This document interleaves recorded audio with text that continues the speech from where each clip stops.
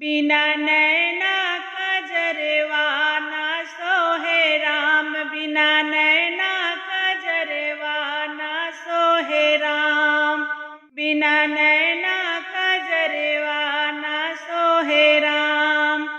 जिसे नैहर में बापू नहीं है, जिसे नैहर में बापू नहीं है, बिना बपैया दरवा के करिहे राम, बिना बपैया दरवा के करिहे राम।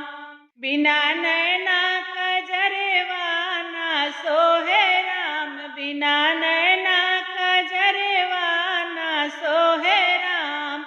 जिसे मैके में माता नहीं है, जिसे मैके में माता नहीं है, बिना माई दर्दिया के समझे राम, बिना माई दर्दिया के समझे राम।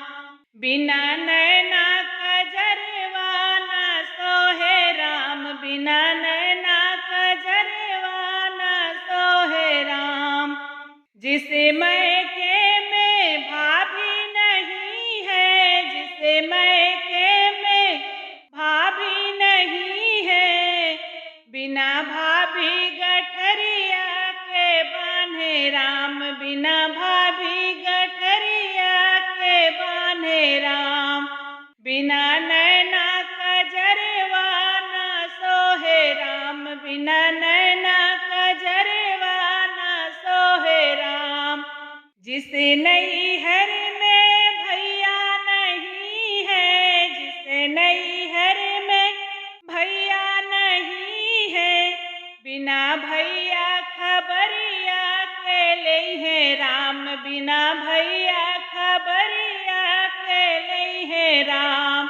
बिना नैना कजरवा ना सोहे राम, बिना नैना कजरवा ना सोहे राम।